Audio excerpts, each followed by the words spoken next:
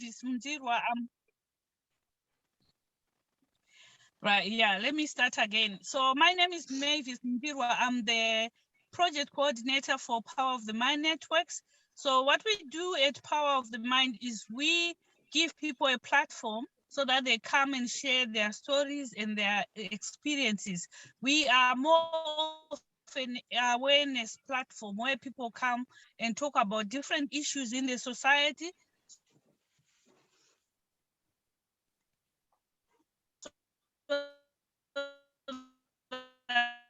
Other people can hear about their experiences.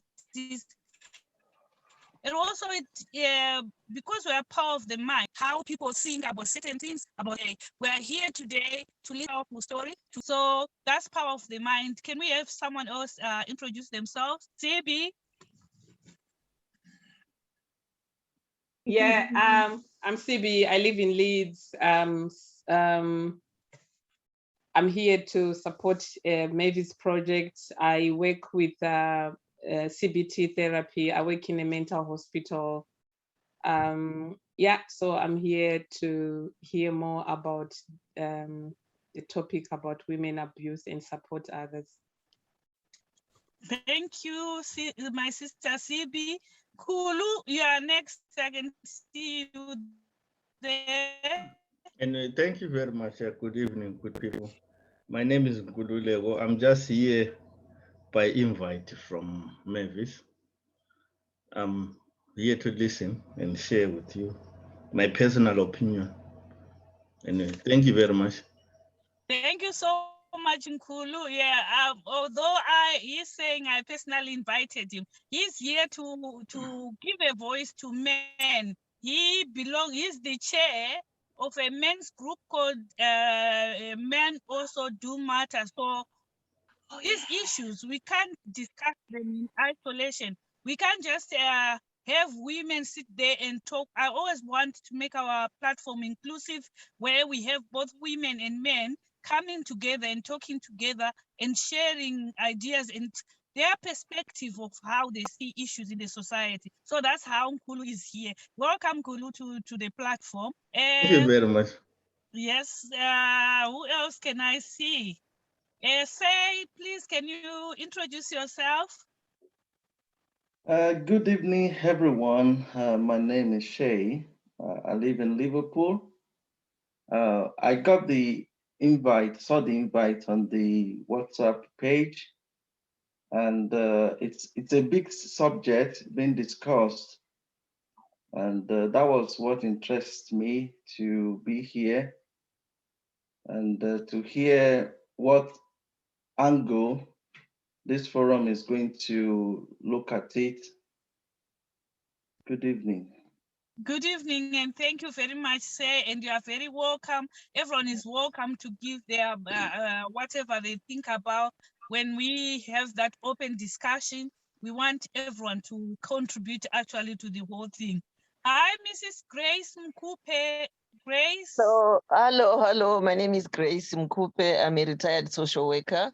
I used to work with children and families, so I came across a lot of abuse. So the subject was very interesting, so that when I saw it being advertised, I just thought I would be part of that and just listen in and contribute wherever I can. Yeah, it's something that I worked with for a long time and something that's very close to my heart. So I just thought I would participate in this discussion. Thank you so much, Miss Grace Mkupe.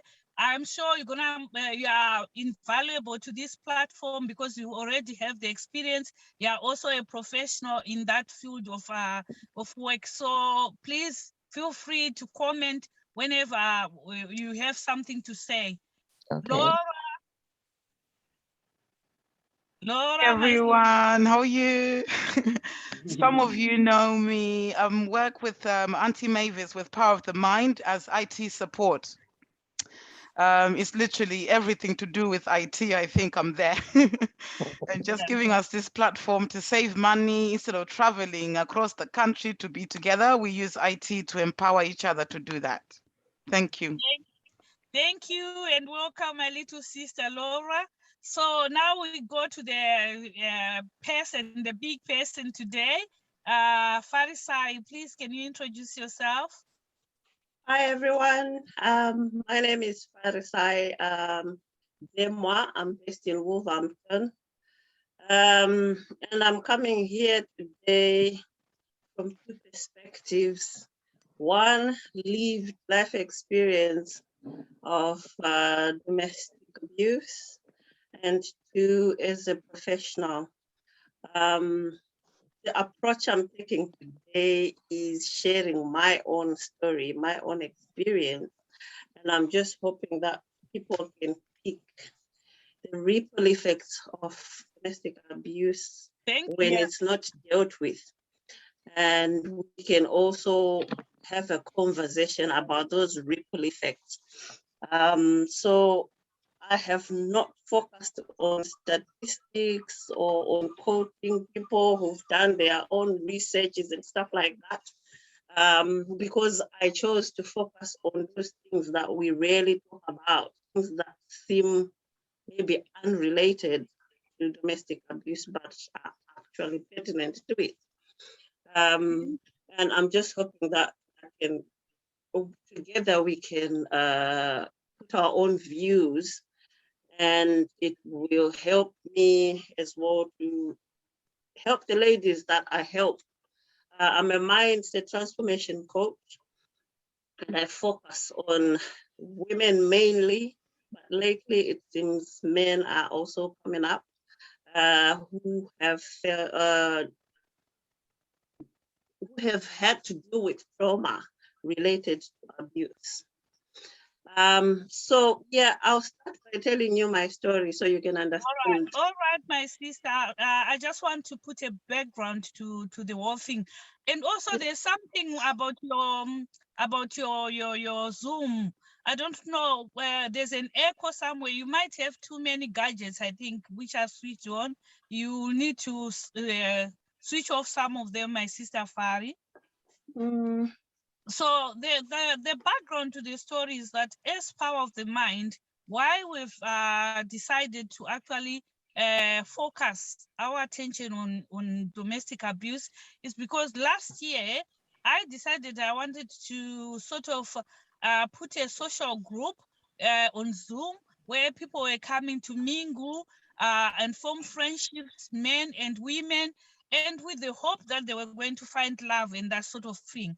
But what I discovered after running that project, I think for about 2-3 months, was that there were no relationship that started at all. Most of the women that were there were very bitter women. There were women who had been through a lot of domestic abuse, a lot of trauma. They've lost their trust in men. They've lost their trust in relationships and that sort of thing. So that's what I found that was the major reason why they didn't want to move on into new relationships. Apart from that, we also know that there are people who are coming here on spousal visa, be it men or women, and they depend on the person who's brought them. And you find that some are in abusive relationship because of that. If your visa is linked to this person, there's no way you can just wake up one day and say, no, I no longer want this one. I want, because your visa depends on that. So a lot of people are being abused that way. And then the third thing is that we heard that under lockdown, because people were spending so much time together, if you are not good friends, if you don't get along, it was getting hard for couples to remain the same, sharing the same space. And this is why domestic abuse cases escalated as a result of lockdown. So this is the background to the story. This is the reason why, as Power of the Mind, we want to talk about domestic abuse. If there are any things that we can do as a community, as a society, to try and reduce the incidences of domestic abuse, we are here to learn. We are here to listen. We've got professionals here. We've got CB here, who's a professional. We've got my sister Grace here, who's a professional. So that is what we are here for. So My sister Fari, the platform is yours. You can take it away. Thank you, thank you. I think I might as well start from what you mentioned about that platform, because I was a member as well. And I actually found it difficult to be part of it, because I kept hearing the things that I had gone through, that I had overcome. And it was really painful to listen to, and it was painful to watch, knowing how wrong it is. And when you're at that stage where you don't trust men, where you easily blame everything on men, where you're not even willing to acknowledge that men also feel what we feel. Men can also be victims. It was really difficult to watch that. And that is one of the reasons why I think today is really important, because I'm going to be open about this. A year ago, 2 years ago, if I had been doing this talk, I would probably have been focused on bashing men, because I was in that zone where I was blaming everything on men. I couldn't even take responsibility of my own contribution into the abuse that went on. But I'm at that point now where I realize where I contributed. And I realize as well that Fari, your network is really, really poor. I don't know. If you are Maybe on get a close. It sounds get okay close. to me, Auntie Maybe. I don't know, but it's just CB. How does it sound to you? Mine's fine. It's crackling in a bit, Oh, but really? maybe she gets close to the speaker. Oh, okay, okay. Thank you. Does it sound better now? Yeah. Yeah. I had to go around the house looking for somewhere where there's better network, because there's reception here is not very good. So yeah. So yeah, my experience started with me being sexually abused by a brother-in-law. And I'm starting from there because I believe it's domestic abuse as well, even though a lot of people wouldn't agree. A lot of people believe domestic abuse is between lovers, it's between spouses. But I think domestic is the home front, and that involves husbands, wives, aunties, uncles, and brothers-in-law. And with me, it was with a brother-in-law. And the worst part of it is I was groomed for about 4 years, from when I was about 12 years. So I didn't actually even know what was going on. It's only now, on looking back, that I realized that I'd been groomed. And when the actual abuse happened, the person had put me in that position where I felt I had no power to fight. I felt, well, basically, to put it in his words, I owed him. And I think this happens in a lot of situations.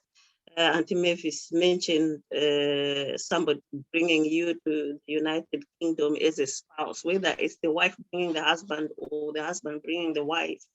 And then you are put in that position where somebody says to you, you owe me. And if the position the person has put you is way better off than where you were, it's very easy for you to process what that person says and agree with it. And this is what happened. Brother-in-law was taking care of a lot of the extended family, my extended family for that specific. And when he threw things that could actually just stop, if I didn't now pay back the favors that I claimed he had been giving me, then all those helping stuff that he was doing would immediately stop. So I felt that I would be letting everybody down. Anyway, when I reported this to a close relative, hoping I would get support, what happened? This relative said to me, I was making it up. And then when later on they actually believed that it had happened, they said, I must have done something to initiate it or to invite it or cause it. He said, oh, you walk around thinking you're so pretty, you think you're so, you think you're the of this world. You think men just look and don't want to touch, like, so you caused it. And, thinking back, how does a 12-year-old cause a man to abuse her?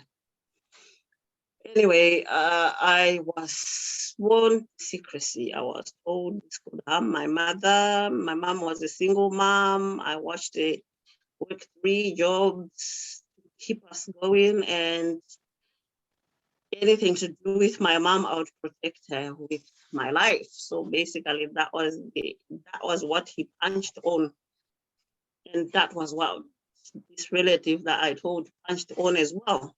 So I was muted for years. And every time this person would be in the vicinity, he made it a point that he left me petrified. He would say things that would leave me petrified. And the longer I kept secret, the more I became used to it. The more I started to normalize it. I started to think life was all about fear, pain, and paying back debt. And I'm saying these 3 things because they will follow you. As long as you don't deal with these things, they will follow you. And they will happen in areas that are not even related to the abuse that you faced. So yeah, I went around changing jobs in Zimbabwe when I started working, moving from city to city. But like I'm saying, because I had not dealt with it, wherever I went, it followed me. And then I spread out of the countries, Zambia, South Africa, Namibia, Mozambique. Still, it followed me. In the end, I came to the United Kingdom. I thought, wow, UK is not African. Maybe I can start looking at things from a different perspective, and maybe because it's so far away, it'll be easier for me to just scoop everything, drop it, leave it back in Africa, and become a new person. I kind of became an actor, really. I was one thing 1 minute, and another the next minute. And nobody knew what I was going through inside because my act was very good. I perfected my act. I painted that picture of a successful, confident, have-it-all woman. But it came at a price. For you to maintain a picture, you have to work hard at it. To be smiling all day, you have to work hard at it. To look successful, clothes, hair, shoes, it was a financial expense. But it was eating away at me. I would be jolly, happy, please everybody during the day, and nighttime I would just in pieces. And as I'm speaking, I don't know how I managed to switch. Morning time, I wake up, switch into this perfect person. Take off my clothes, put on my pajamas at night. I'm broken into a million pieces. I don't know how I managed it. And in the process of talking to people, trying to get help for myself, I have learned that there are so many of us doing this. And this is why I decided to become a coach. And I'm a different kind of coach because I share my experiences. One thing I've learned is everybody's recovery is different. There is no one size fits all to getting over domestic abuse. There's no one size fits all to getting over the things that you teach yourself to cope with it. There's no one size fits all or time frame for recovery. So I am open-minded because this is what I used to wish I could get from people when I was going through my own journey of recovery. I wish people could just allow me to feel what I feel, express what I wanted, and be supportive. A lot of people actually don't know how to be supportive. People think if they tell you you know, somebody tells you a story, they paint a certain picture, and in your mind you think, oh, all you have to do is 10 left, 10 right, and then you're there. Because you haven't experienced what that person is going through. It's very easy to see a clear pathway, and then you expect to hand it to somebody and expect them to just go with it. But they have woven such a spider web.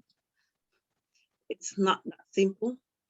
So my coaching is about letting you explore your story, explore your experiences, go back where you started, where you are, where you want to be, and explore the different options.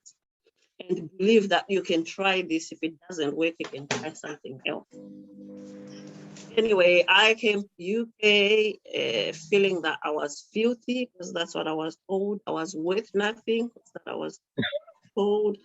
I was a useless village girl, because that's what I was told. And the picture of success that I painted, to me, I believed it would cover that village girl. It would cover that filth. It would cover that nothingness. And it did cover it, people. It didn't cover it for me personally. I still saw myself as filthy. I would look in the mirror and wish I could see somebody else.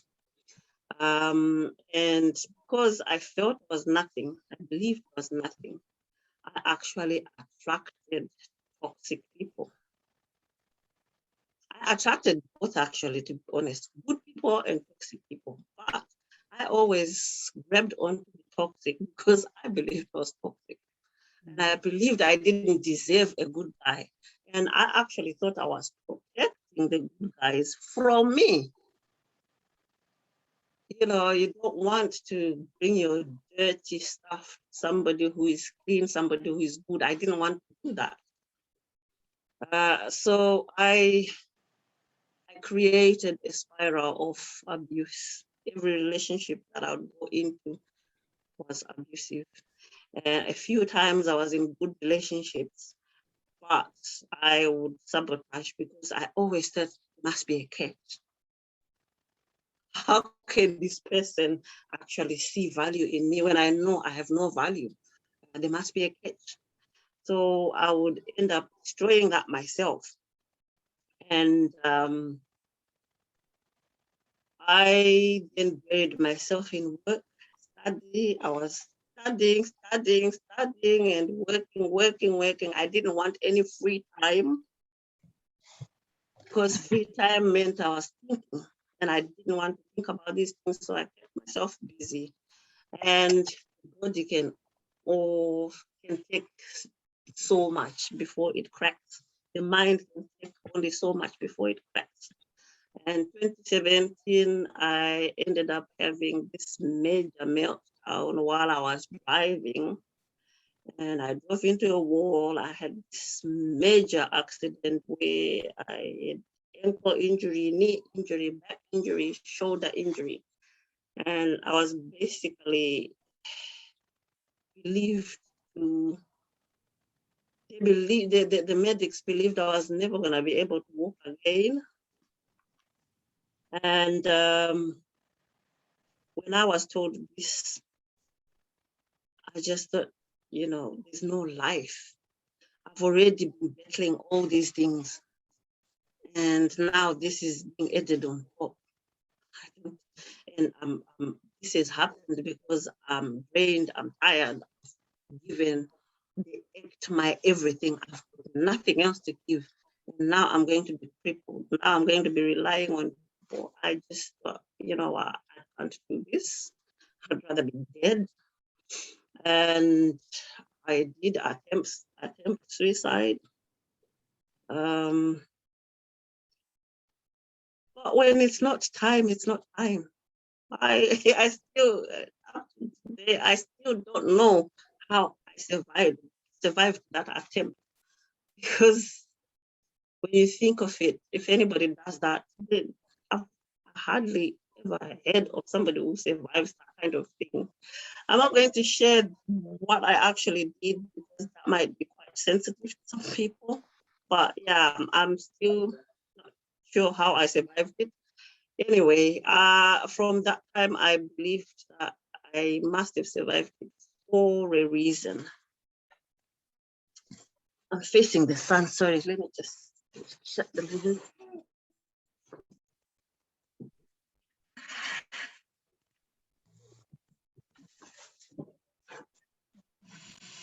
It's become dark. Right, sorry about that. Anyway, I remember when the car accident was happening, I think it must have been about 5 seconds. But I saw a, like a film showing all the toxic things that I had done since the first sexual abuse, without actually realizing that's what I was doing. All the travels that I used to paint as adventures, as holidays, was me basically running from myself, not realizing that you can't run from yourself. You can run from a place, but you can't run from what's inside. And I remember as well thinking, God, let me leave so I can correct this. Otherwise, my whole life has been nothing but a train wreck. And, I don't think that's what I was born to be. So anyway, the road to recovery was 4 years. You could say I'm still recovering because my knee is still bad. I can walk. Strangely enough. Oh. I purpose to somebody out there. Anyway, after Oh, we're losing her now. Yeah, the reception's bad, isn't it? I think when you ran away from the sun. Yeah, I think you should be in the sun. That was like right in my eyes. Can you hear me better? Yeah, we can hear you now. Can you hear me better? Yeah, so I know there's so many people who are going through this. And since I started working with some ladies, I've done some events, I've done some exhibitions, I've told my story in different ways. I've used activities to demonstrate what goes on when you are, when your life is being run by fear, anxiety, by depression, and yet you're fighting to paint that picture. As Africans, we don't want to believe that depression is real. As religious people, I'm a Christian. I've moved from church to church since I've been in England because of this belief. Depression is not for a Christian. You can't get depressed because you are a God child. So almost every church that I went to, people would say, how can you say you are a child of God and then say you are depressed at the same time? It doesn't make sense. And, because people don't accept that depression is real in church circles, you don't get the real help. All I got was pray harder, fast more, increase your faith. Yeah.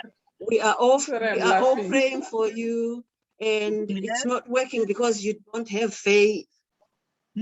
Yes. And I changed about 7 churches and had the same thing until I was like, I should be getting help in church, but I'm actually being made to be worse in church. And because I read my Bible, I know that's not what it's about. Even in the Bible, there are people who had depression. But that's one other area that made me worse instead of helping me. And then sometimes I would go back to family. I come from a family which is a mixture of Christians and traditionalists. And the Christians will be like, yeah, you're not praying hard enough. You're allowing these relatives of ours who, how do you say it in English? Well, in Shona, you say, "Wano bata bata." You are opening the gates for evil to come in by I'm depressed, I'm struggling. You've always been the stronger person in the family, and now all of a sudden you went to England, you became the weaker link. No, and then those that are actually into the traditional things, they're like, oh, you need to be cleansed, you need to be dipped in whatever. And I got stuck in that maze. And then one of the traits that I picked was always having a smile on my face, even when I'm really, really down, even when I'm almost in tears. And here in England, people just don't believe that you can be smiling and be depressed. So when I would go to my GP and say to him, I'm really down, he'd be like, you're always happy. You know, you're one of my GP used to say, you're one of my good clients. And I used to think, what does that even mean? What does a doctor mean when they say you're my good client? Oh, you're always happy. I'm not coming to you because I'm happy. I'm coming to you because I'm struggling. But this art of smiling all the time, cover up secrets, it became a part of me. So there was a lot of disbelief that I was struggling. And another reason why here they didn't believe it is because the kind of depression that I had a diagnosis quite late after I came here. It's the hyperactive type of depression. They call it high performing depression. I can do things like a robot. I can do whatever you want me to do like this, when inside I'm just like drowning. And like I said, when it comes to nighttime, that's when I just fall into pieces. So it was a vicious cycle.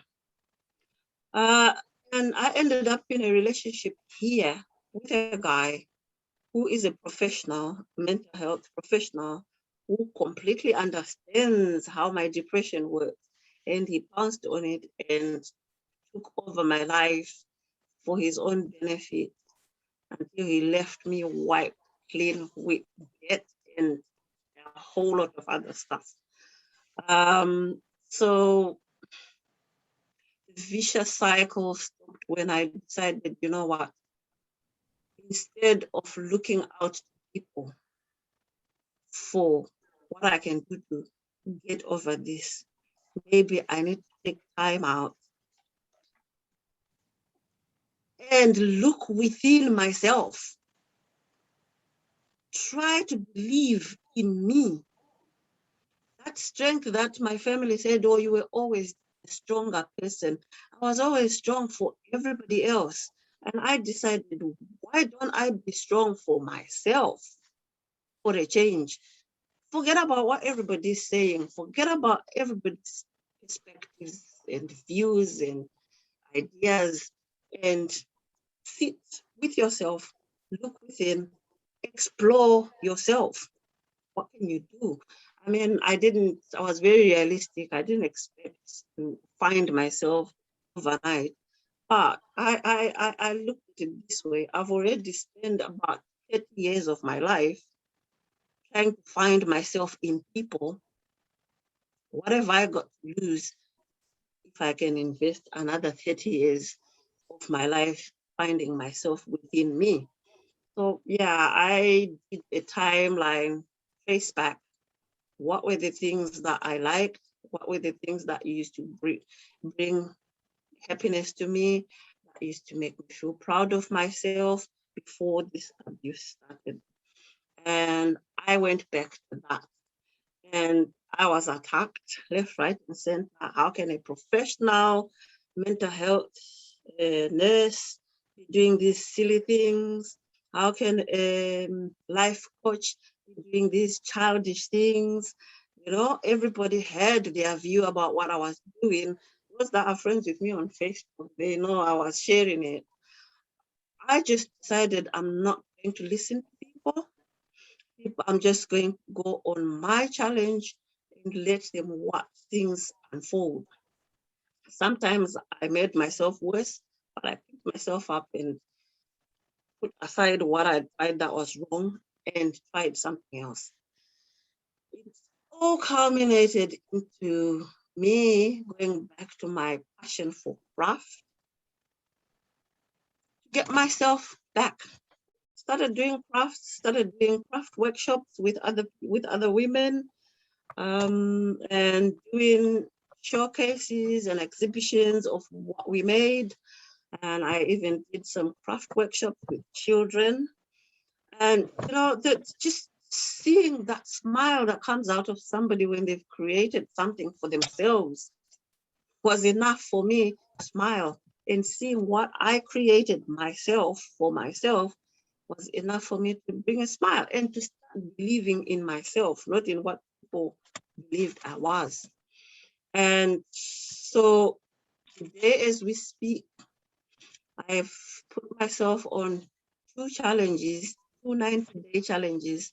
One was to deal with my physical injuries that stemmed from the abuse, and the other one was to do with my mental health, mental health challenges that stemmed from the abuse. And as I came out of that vicious cycle and shared my story, you could say I've shared my road to recovery live, and people have watched it, and people are actually seeing that, there's so much in us as individuals, and we are made to believe. I'm not saying that we don't need each other. We need each other, yes. But you can only be good to somebody else if you can be good to yourself. You can only give what you have. And if you're full of bitterness, what can you give? Bitterness. And this is why I was saying earlier that I attract bad people. The other thing, the other ripple effect is I actually sometimes turned good people into bad people because I was spewing bitterness, spewing anger, spewing hate, and I didn't even realize it until I went on this journey of finding myself and responding to my own behavior, because I was also treating myself that way and being realistic with myself, agreeing that if it's painful for me, why do I expect it not to be painful for the next person? And in this case, men, I've had to go through a year of apologizing to several men. I bashed men, trust me. It's not something that I'm proud of, but I bashed. Somebody would come with good intentions and I would use words that, you just turn around and never come back.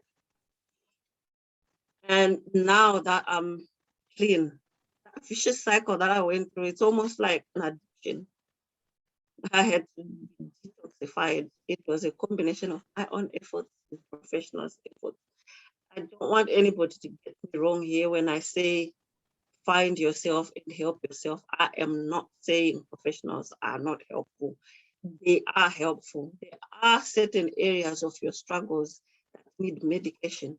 There are certain areas of your struggles that need systematic approach. So I'm not saying stop seeking professional help. I'm not saying don't rely on other people to help you, but I'm saying start with trusting that there's something good in you. The same something good that you expect from other people. We are all created with goodness in us. It gets lost in the maze of life. So find that, and you can help yourself to help. That's basically my story. Like I said before, if I'm allowed to share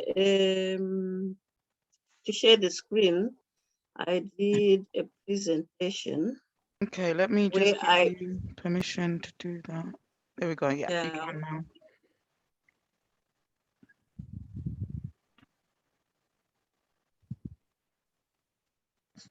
Have you done so? Yes, you should be able to do it now. Yeah, there we go. I can see it.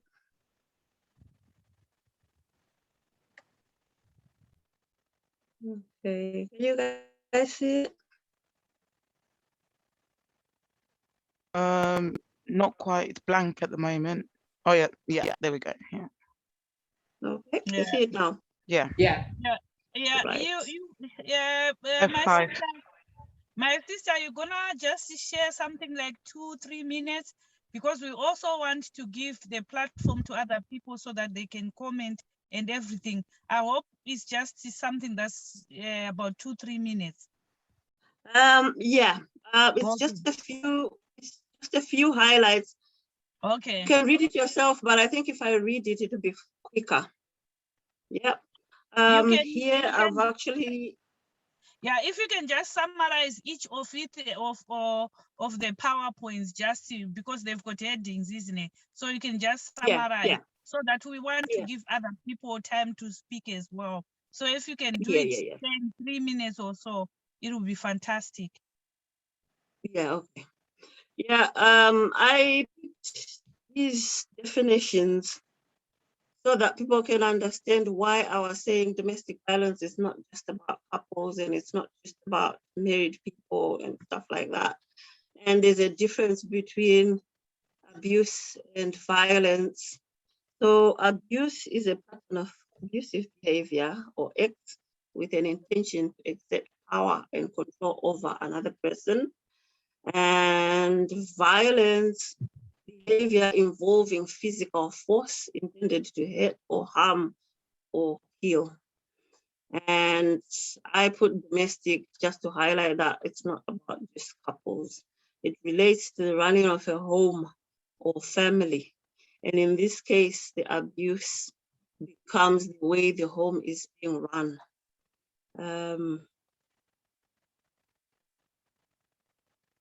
This is just not, I'm just going to give the rundown of it. It is not fair then to say that there's two variations when it comes to the topic at hand.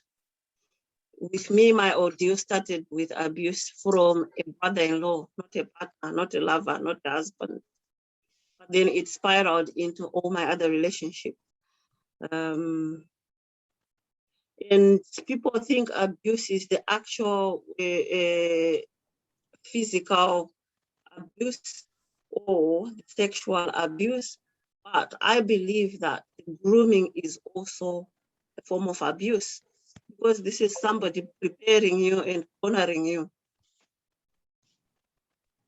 Right, and then the next one, just a list of the sort of things that people, victims do to cope. Yeah. They do as they are told, keep peace. They keep their mouths shut because most people tell them that that's the way you keep peace. They cover up for their abusers. They'll make excuses for the abuse. They blame themselves. And they go the extra mile to please the abuser. They go the extra mile to please other people. Basically, when they can't do all that, they run and hide. If anyone becomes suspicious that there's abuse, they will retreat. And that makes it difficult to help. And what are the consequences of these tactics? You forget yourself, they forget who they are in the process, they lose self-value, they develop habits without even realizing it. They get lost in a maze of all these things that they try to do systematically. And when it all becomes too much, they break into fear, anxiety, and depression. They will have mood swings that people don't understand because they're struggling to keep up to maintain the act, and they can become suicidal. Sometimes some people attempt, sometimes some people even succeed. And what does this mean to family? They notice, but they don't, family notice, but they don't think much of it because the victim acts like it's okay. They get irritated by victims, the mood swings. They get irritated because they think it's, it's somebody just attention seeking. And they expect a whole lot from the victim. The more the victim does to please them, the more they keep asking for. They don't realize that they're actually contributing to the end collapse. They even start to believe that the person is just attention seeking. And in Africa, they think it's a waste of time to be depressed. It's a waste of time to be anxious. And, it's a waste of time to always be complaining that you can't cope. You should just get up and keep going. You have no time. There's so much to do. There's struggles in Africa, and people think it's more important to be focusing on how you're going to feed yourself, how you're going to keep a job, how you're going to look after your children. You have no business being depressed. You have no business focusing on something that happened in the past. And that can contribute to the situation becoming worse. And the things that people say that are not helpful at all. People will say things like, what did you do to trigger the abuse? What did you not do? You should know your place, and this will not, if you know your place, this will not happen. Or just apologize and make peace. This is how men are. Even your father was like this. It's because he cares so much. That's why he does that. He's trying to discipline you.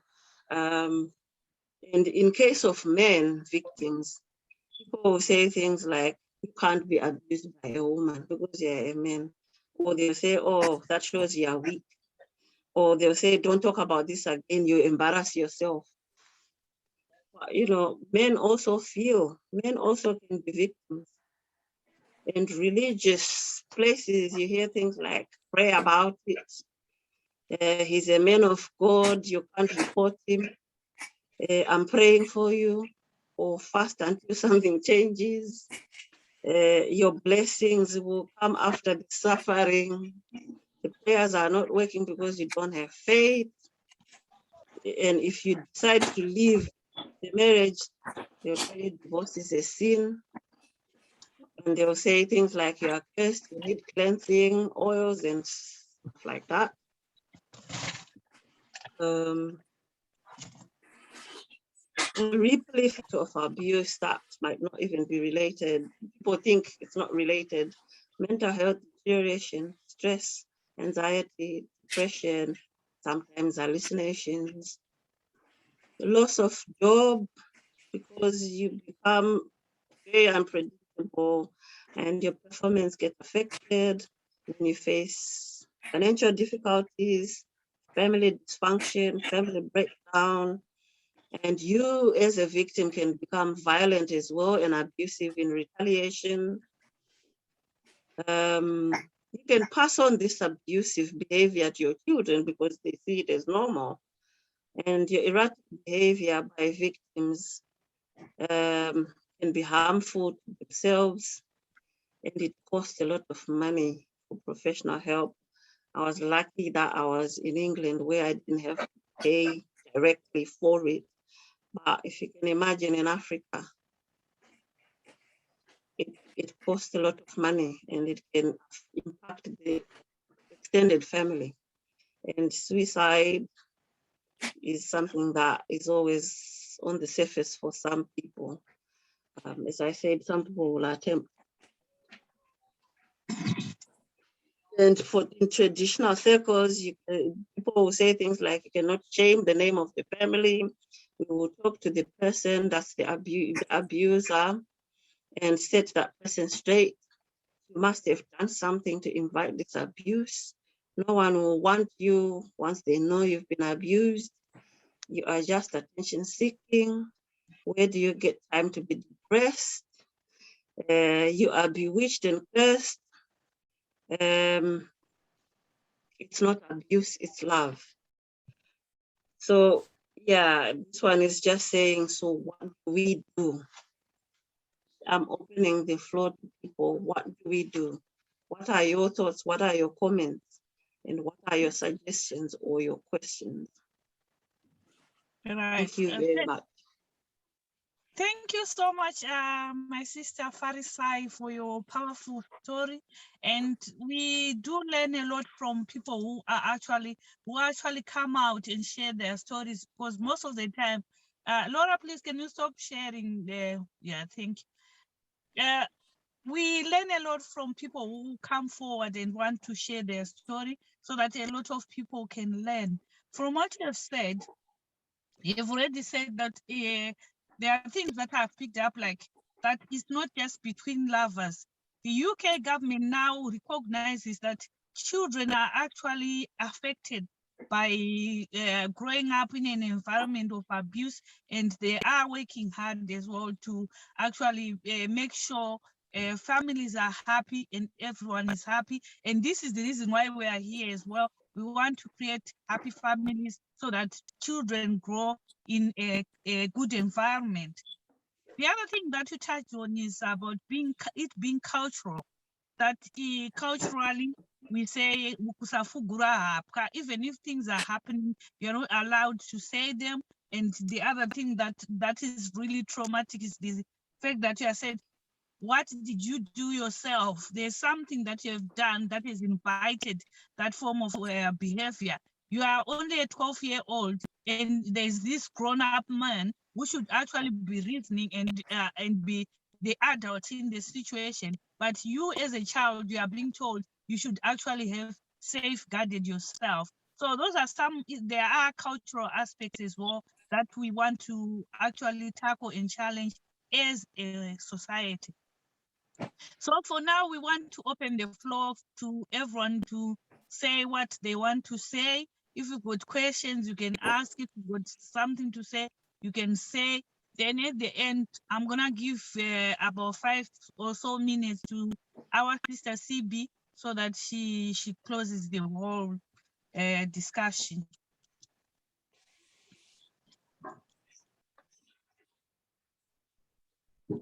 Hello. Hello, everyone.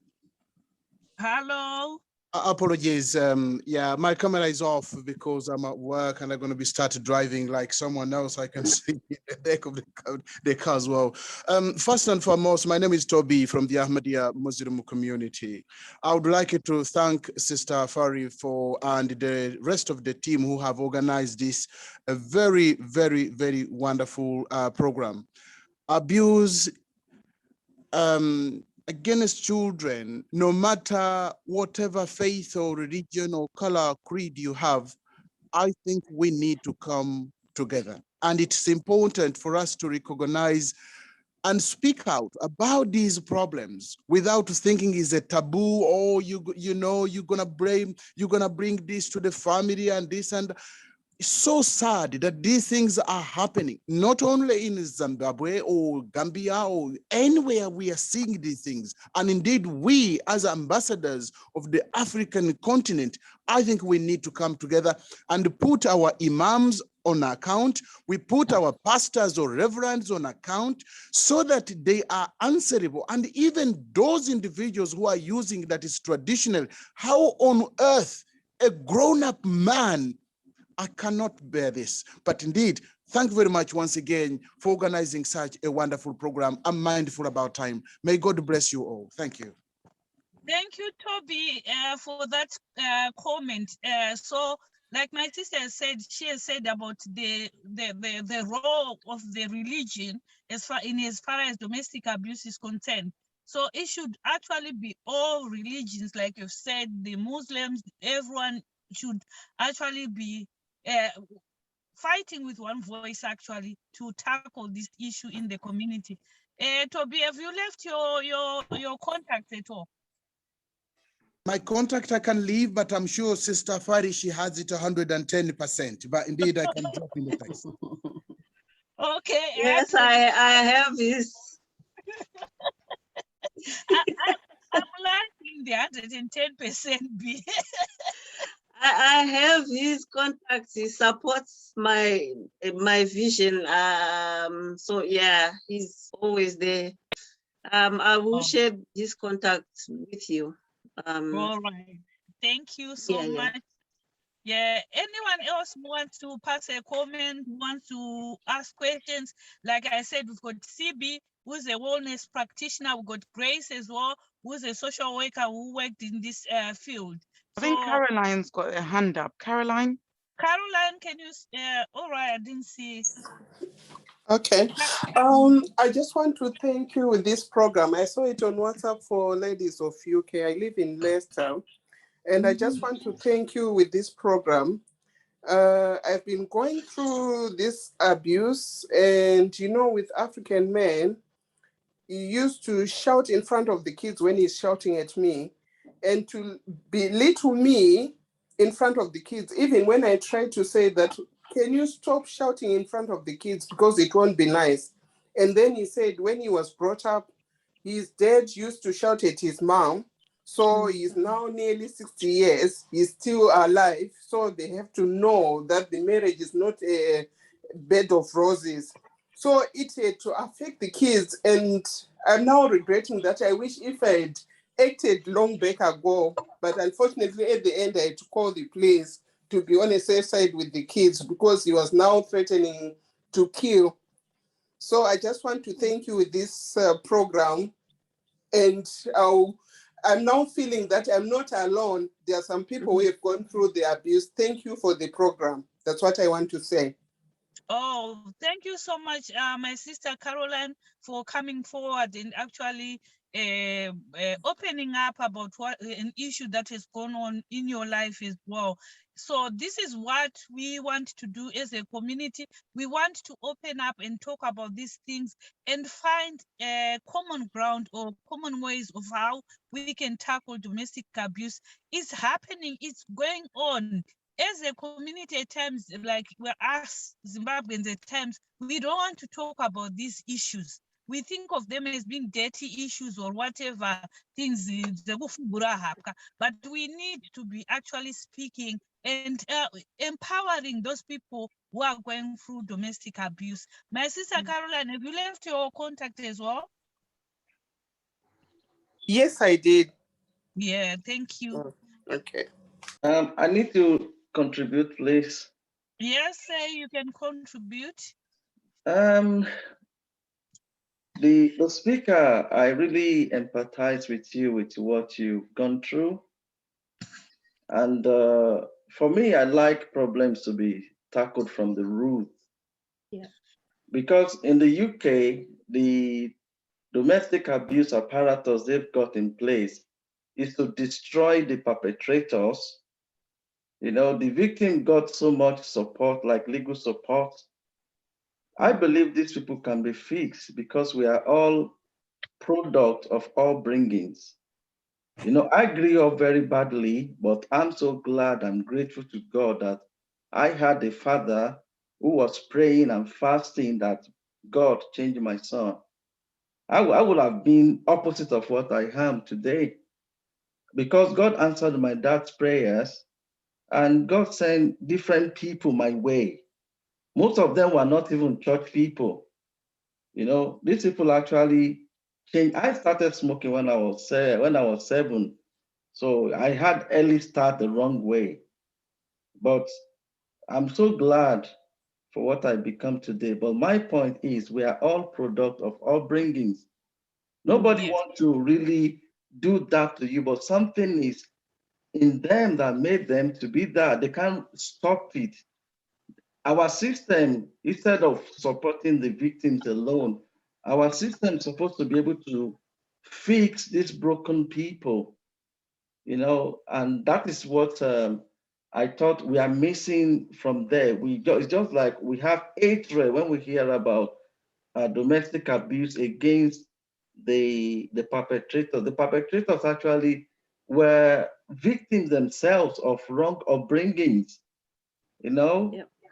So we need to focus more on how do we fix these people instead of destroying them, castigating them, You know, this system, once you report somebody, either it is true or not, this evil system is hell-bent to destroy that person, which I have seen. So two wrongs don't make a right, you know? So we need to focus more on fixing, like now we have children in schools. What are we teaching them about relationships? You know, relationship is a job that nobody was trained to do. Parenting is a job that nobody was trained to do. And we have the wicked social services destroying parents when they make mistakes. They were never trained to do this job in the first place. We should focus more on fixing these people. We should focus more on how we're going to roll out curriculum. The LGBTQ, they're already teaching children in primary school about relationships. What is the rest of us? What are we doing to be able, if anybody chooses, I'm not going that way, I'm going this way, what do we have in place to give to those children, you know, to succeed if they want to be father and mother, if they choose? Nothing is out there. Nothing. Thank Thank you. Thank you so much, Say, for raising that point. I hope we also have your contacts as well. Say, do we? Did you leave your contacts? I will do that shortly. Please, please put your contacts in the chat. Yeah, I hear what you said, that we need to tackle the issue from also the angle of the perpetrators, that they are damaged. We can say they are damaged people already, or they are people who have gone through a lot of trauma themselves. That's the reason why they are the way they are. So yes, I think your point is very important, because most of service providers for domestic abuse, they don't work with perpetrators. I remember when I worked for a domestic abuse service, we concentrated on survivors and people going through it, but we never really took a lot of time. There was no money. No money is actually allocated to perpetrators and that sort of thing. But as Power of the Mind, what we want to do is to bring awareness to domestic abuse, and at the same time also find out preventive measures, like what you have said about relationship, teaching people about relationship and that sort of thing. So that is the angle we also want to take, where we prevent it from actually happening, or dealing with it before it actually happens. Anyone else want to pass a comment? Yes, Nkulu, you can go ahead. Thank you very much, Chairperson. Thank you, Fari, and thank you, Say. I want to second what Say has said about it, that the perpetrators are victims. And I was just thinking the way Fari explained this thing, the whole thing, and I was imagine that person is a president of a country. He is abusing people. That's what will happen, isn't it? And how many of you here, I mean, this is what has occurred to me just now as I'm listening to this.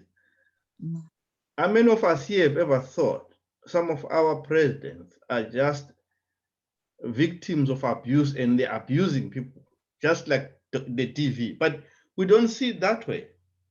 So those people also, following what say, they need, if as a collective society from primary education going up, we have that system of teaching people relationships about, I don't know how it can be structured, but it's an important thing that kids grow up from primary to secondary school being made aware what abuse is and how relations can be maintained. And then further to that, I think in our other group, we're talking about things that as immigrants, you find a family comes here, husband and wife. And when they are here, they start developing problems. And then I looked at this life in the UK test. I just realized it has no relevancy to my African background. Yeah. So those are the areas also which we need to develop to say, you know what, there's no point of an African writing that test called Life in the UK. Yet it doesn't reorient us to cope up with these etiquettes of role change, of supporting each other. I mean, minor things can make relations bend. Things like asking a man to do the dishes. But if it's not induced and made to be, this is the situation, it may lead to other family stresses, things like that. So anyway, Mavis, it's up to you how you take these points into account and develop programs to help us as a society. Can I Yes, just comment? Yes, I've learned a lot from what you guys are saying, because I've never thought like from the angle of teaching people about relationships and that sort of thing as being an area that can prevent the escalation of domestic abuse. Is really, It is important. yeah, yeah. And that point that you said, Nkulu, about our leaders, you know, we're having a general discussion, and I said the same thing, that our leaders went to war and they came back. They were never desensitized or whatever. They never went through a program, you know. They were in the bush. Now they are going into the community. They needed support, counseling, whatever that was to enable them to actually join the community and live in the community again. And that never happened. And you can end up being abusive because you didn't get the support that you needed. Thank you. Right. I could hear I someone. think, yes. Grace, yeah, Grace, take Yeah, I it away. wanted to talk. I wanted to say that lack of support is the biggest problem. Yeah. Like in the case of Farisai, okay, she was, I mean, if someone had listened to her, she was a child, she was a minor, someone should have listened to her and taken it up. And that man or whoever was abusing her should have faced the consequences to make her feel that people were listening to her. Now, the fact that nobody listened, that makes matters even worse, especially for a child. And I think our tradition of this business of sweeping things under the carpet doesn't help at all. People should learn wrong from right. If you abuse a child, it's wrong. Whoever you are, you should pay for it. And that child should be protected. I think that's the best way forward.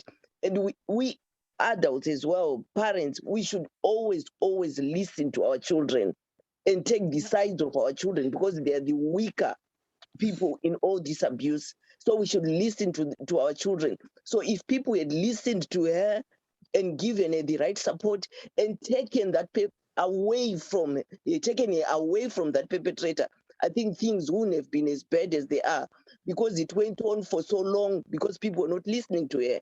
And it actually got damaged more than it would have happened if people had listened to her and removed her from that environment.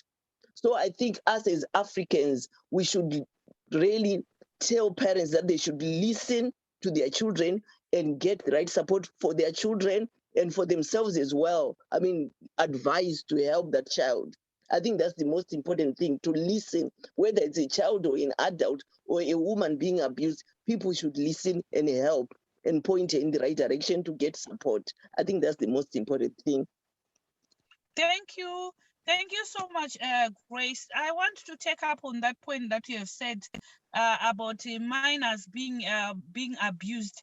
We currently have the issue of the apostolic sect that allows marriage of minors to even old men, because some are 14-year-olds are married to 50-something-year-olds. We currently have that issue of memory who died during childbirth. And, you know, because she was a minor, complications can arise when you are having a baby. And what we are saying is, it should never have been allowed in the first place that a minor is getting married and getting pregnant. It should never, ever have been allowed to happen. But statutory rape, straight. But what infuriates me, there was someone who brought an article that said in Zimbabwean law, there is no prohibition of marriage, of marrying a minor, that the law does not protect minors that you cannot prosecute anyone who takes part in such things. I think we should also look at our laws properly. Yeah.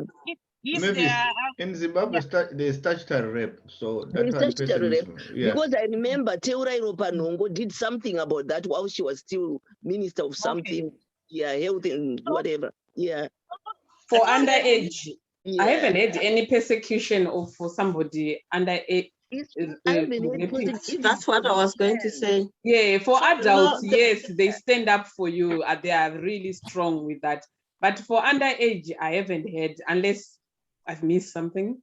I don't know. The laws are there, but they are not being properly implemented.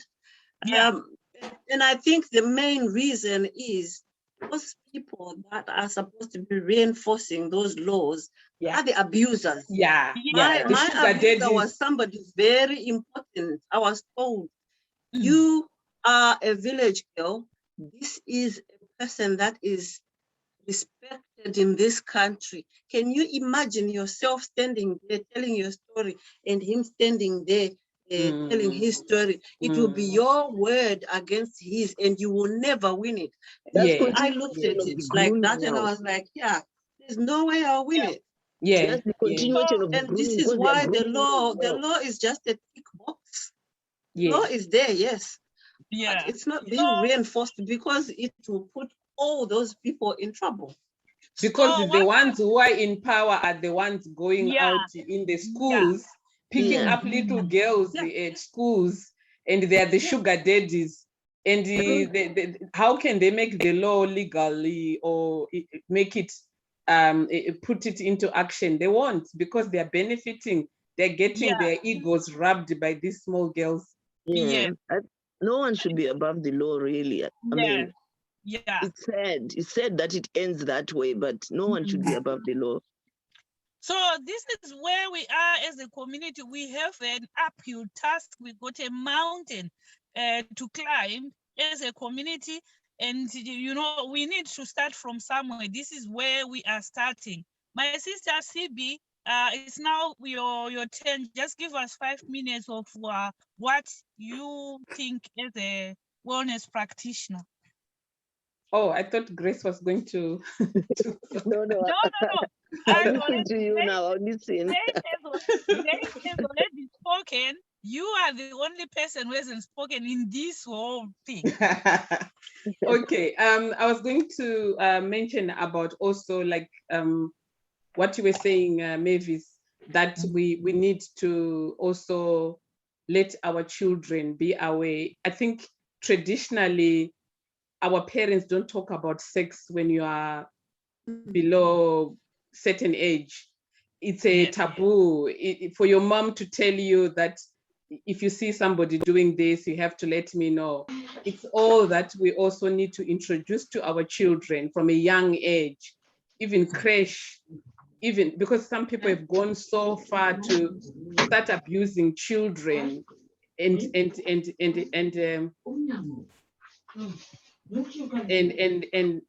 mold them to being their victims. So we need to alert our children, teach them, even though we're not going to go into detail, but to make them know that everybody should respect their body. And if anybody touches them where they are not comfortable, they should let somebody know, not be terrified, not to be threatened by that person. Oh, sorry. Not to be threatened by that person. So it also comes back to us families. Like in UK, we are busy families, mother and father, all running around, working full time. Sometimes we don't have that time to sit down with our children, to have a one-to-one to talk about those things, but it will be good to start from the roots as well and empower our own families. And like what Farisai was saying, how people who are abusive, they isolate you, they make you feel isolated, and then they start now brainwashing you, instilling fear, so that you end up believing them, and you find it happens even in married couples, whereby you're trying to help the person in a marriage who is being abused, but they are so scared of that person. They can't even leave, they can't even do anything because their self-esteem has gone down. They don't feel worthy. They feel hopeless. They feel scared because this person has told them, no matter what you do, I'll find you and I'll do this and I'll do this and I'll do this to you, or I'll take the children, or I'll make you financially suffering. So all those things are things which we need to support people who we see they're struggling. There are various ways of being our communities, what can I say, network, being our brothers keepers, our sisters keepers, looking out for such people who are struggling. Just be the listener, give them that time, that space, sit down and just listen. Sometimes we're not going to do any miracle or do anything, but just being there for them, to let them pour out their hearts, is a good way of giving them that therapy. If it's so critical, in UK, there's so many organizations, safeguarding, there's MARAC, there's all these things which are national organizations.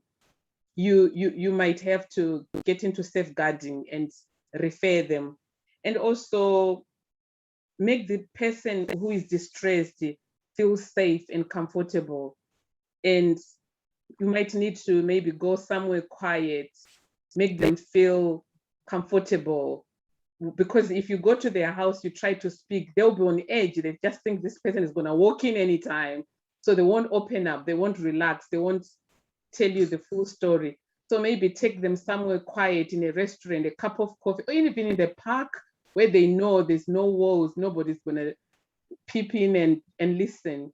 And that way you're giving them the platform to pour out their heart, because they don't get it with this abuser. They won't get that time to they're always told what to do. They are always following somebody's instructions. And also offer practical help. Maybe take them somewhere, pamper them. Maybe just like, oh, I'm going to take you somewhere to have your hair done, your nails, or just go for a cup of tea, because we won't expect them to say, oh, I need help with this. But when you go there and you see that person needs practical help, step in, be your sister's keeper and your brother's keeper. And this goes both ways. There are some men who are being abused as well. They are in a worse situation, because even they go to professionals, some people laugh at them. They go to police, they laugh at them. Like, you're being abused by a woman. What kind of a man are you? So it also goes to the both sides. There are some people who are in those situations. So yeah, I'll put some few links on the chat if people want to look. There's a self-help booklet called Domestic Abuse, dealing with physical, sexual, or emotional abuse from those close to you. So I'll put the link on the chat, and then people can copy and have a look at it online.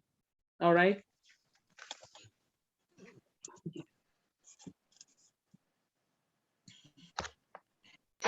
Thank you. Thank you, Stephen. Thank you so much, my sister CB. We are left with 5 minutes now. Any closing remarks? Can I just say, from what Brother Kuleko and Brother say? Yeah. I like to attach visions to lived life experiences. I think you remember me saying that I've gone through a period where I'm apologizing to people that I became very toxic to. Like I was saying, that you can end up abusive yourself without realizing it. There's one guy, an ex, I apologized to, and some months later, he married somebody else. The wife actually approached me and said, you know, the day you rang my husband and you were making your confessions and your apologies, I was there. I just want to thank you, because from that day, he's a changed man. And the reason being that whatever stuff that you said to him before when you were in a relationship, they had really, really affected him. They had made him feel like he was not a man. And this is how bad things can get. Wow. This is why I'm really passionate that we need to address it, because sweeping it under the carpet just means it's spreading everywhere. It's like a storm. A storm does not just hit bad people, it hits everybody. And this is one of the major ripple effects of domestic abuse. Depending on how you respond to it, it can end up affecting everybody. Right now, I'm in the process of putting back pieces together of my own family, like my own family. We were so broken because of this, because I blamed so many people. You didn't respond to me right when I told you, or you said the wrong things, or you didn't take it serious enough. And so words were thrown around within the family. In the end, my family has been a very broken family.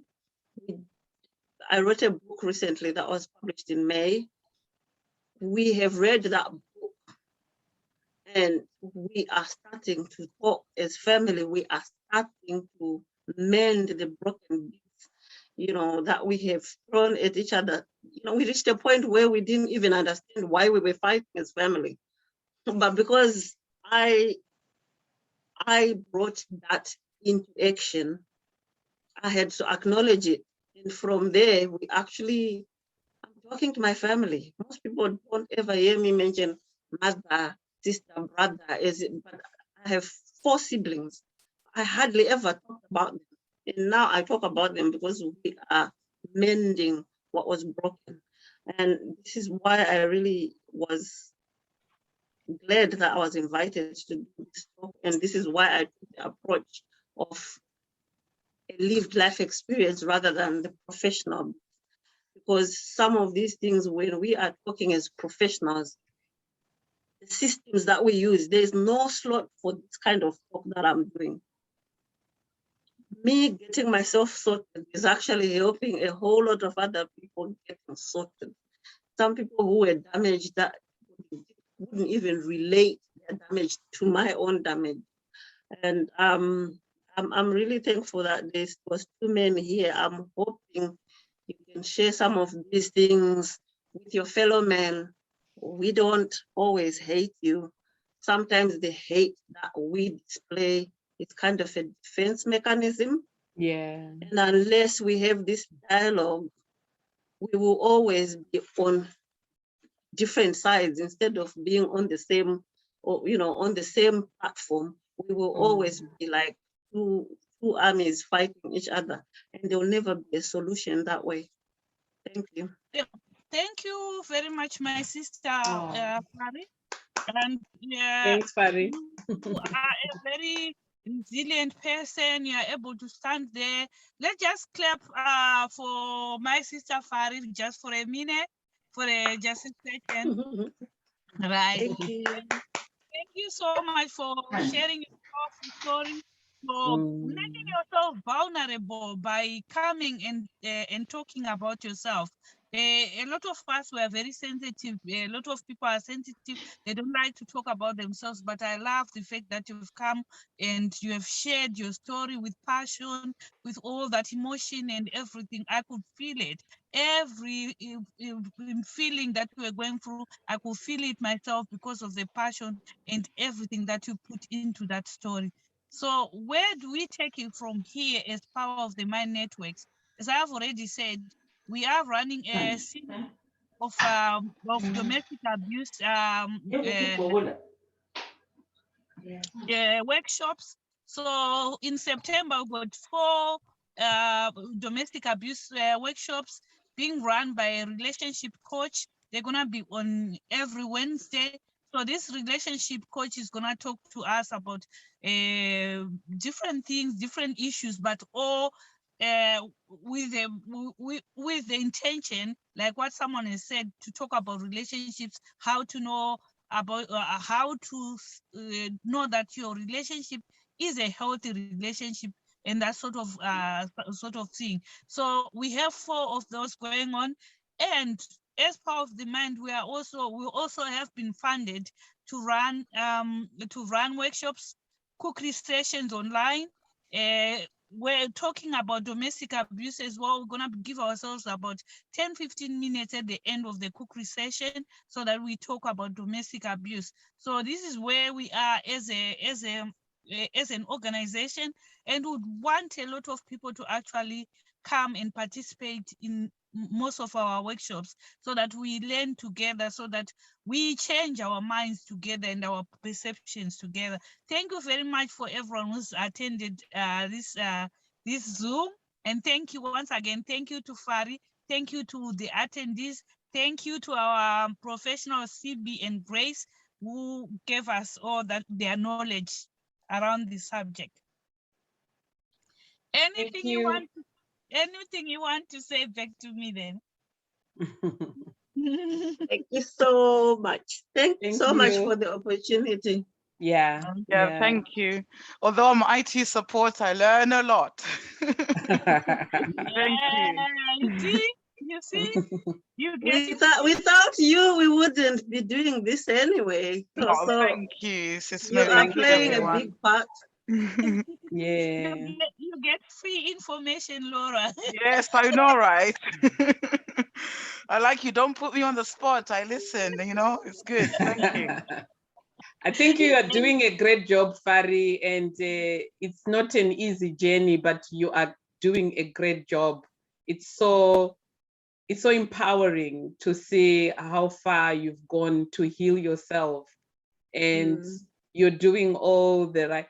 I'm so touched about when you were talking about how you would go to different churches and they will be looking at, and it's a common thing, because most people think when you are depressed you are not you don't have enough faith, which is not fair. Because when you look in the stories in the Bible, there's loads of people who were depressed. We had people like Job who were wishing to be dead. We've got people like Elijah who were crying and telling God, like, just take me, let me die now. And all those people, if you look in the Bible, God knows, God understands, he knows how people can be so depressed and need that helping hand to lift them up. So it's, people don't want to go down that route. They always want to do the other kind of preaching where it doesn't involve things which are emotional or things which will need people to open up painful moments. But you know, the funny thing is, what I've discovered is they are also going through a lot. They have gone through their own struggles, and they've been told, increase your faith, pray harder, fast. And they mask. So that's all they know. Yeah, mask we need to break that cycle. And that's the culture where people bite the bottom lip and keep going until you break down one day, which is not good. Thank you so much, guys. I have somewhere to rush to now. Thank you.